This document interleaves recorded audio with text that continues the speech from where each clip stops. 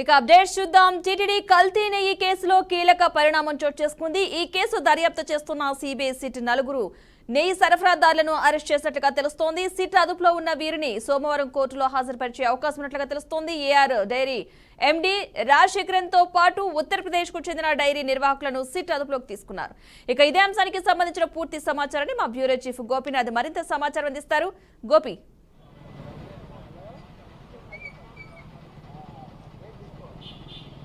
పద్మ, మొత్తం మీద గత కొద్ది రోజుల నుంచి కూడా అంటే ఎన్డీఏ ప్రభుత్వం ఇక్కడ అధికారంలోకి వచ్చిన తర్వాత తిరుమలలో పెద్ద ఎత్తున ప్రక్షాళన చేస్తానంటూ కూడా ముఖ్యమంత్రి చర్యలు తీసుకోవడం జరిగింది. అందులో భాగంగా ఫస్ట్ విడతలోనే నెయ్యికి సంబంధించినటువంటి భారీ కుంభకోణం ఏదైతే తిరుమలకు సంబంధించి కోట్లాది మంది భక్తుల మనోభావాలు దెబ్బతీసే విధంగా కూడా గత 5 ఏళ్ల కాలంలో అనిమల్ ఫ్యాట్స్తో కలిసినటువంటి నెయ్యిని సరఫరా చేసినటువంటి కంపెనీలపైన చర్యలు తీసుకోవడం, దానికి బాధ్యులపైన పూర్తి స్థాయిలో కూడా చర్యలు తీసుకోవాలనేది ప్రధానంగా భక్తుల కోరిక, భక్తుల డిమాండ్ కూడా.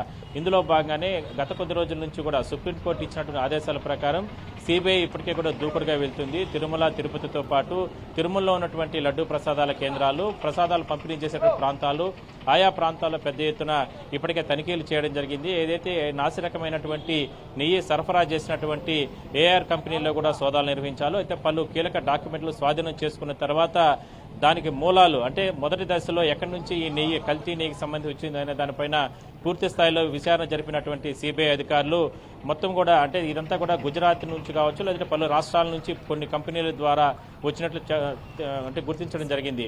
అయితే ఈ కేసుకు సంబంధించి ఇప్పటికే కూడా నిన్న నలుగురిని అదుపులోకి తీసుకొని దాదాపుగా 150 ప్రశ్నలు గత వారం రోజుల నుంచి కూడా వాళ్ళు అదుపులోకి తీసుకున్న తర్వాత ఏఆర్ కంపెనీకి సంబంధించిన డైరెక్టర్లు కావచ్చు, సీఈఓ కావచ్చు, అదేవిధంగానే గుజరాత్లో ఉన్నటువంటి మరికొన్ని కంపెనీలు, వైష్ణవి కంపెనీ కానీ, దాని తర్వాత మరికొన్ని ముఖ్యమైన కంపెనీల్లో సీఈఓలని, డైరెక్టర్లు కూడా అదుపులోకి తీసుకుని విచారణ జరిపారు. ఆ విచారణలో కొన్నిటికి మాత్రమే వాళ్ళు సమాధానం ఇవ్వడం జరిగింది, మరి కొన్నిటికి సమాధానాలు ఇవ్వలేదు.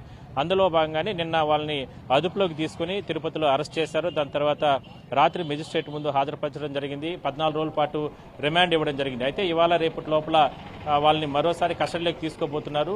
కస్టడీకి తీసుకున్న తర్వాత మరిన్ని వాస్తవాలు వెలుగులోకి వచ్చే అవకాశం అయితే ఉంది.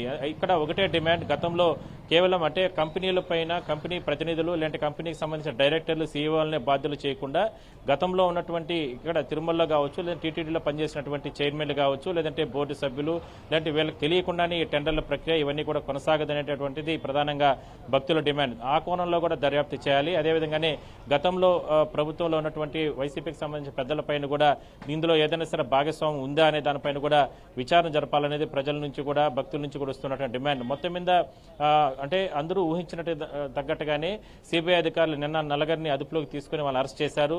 ఇవాళ రేపట్లో కూడా మరికొంతమంది పైన అంటే సీఈఓలకి అత్యంత దగ్గరగా ఉన్నటువంటి వాళ్ళ పిఏలు కావచ్చు, లేదంటే ఆ కంపెనీల్లో ప్రతినిధులుగా క్రియాశీలకంగా ఈ నెయ్యి అంటే నాసిరకమైనటువంటి నెయ్యి, అదేవిధంగానే ఇది జంతువులకు సంబంధించి అంటే వాటికి సంబంధించి అనిమల్ ఫ్యాట్స్తో కలిసిన నెయ్యి ఏదైతే సరఫరా చేశారో అందులో భాగస్వామిగా ఉన్నట్టు ప్రతి ఒక్కరిపైన కూడా చర్యలు తీసుకుంటామంటూ కూడా ఇప్పటికే సిబిఐ అధికారులు చెప్పడం జరిగింది.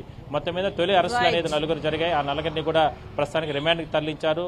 ఆ విచారణలో మరికొన్ని వాళ్ళ కస్టడీకి తీసుకున్న తర్వాత మరికొన్ని విచారణలు అనే వాటిలో మొత్తం కూడా వాస్తవాలన్నీ కూడా మరికొన్ని బయటకు వచ్చే అవకాశం అయితే ఉంది. ఇవాళ రేపటి లోపల మరికొన్ని కూడా అరెస్టులు జరిగే అవకాశం అయితే ఉంది. Padma, right, thank you Gopi.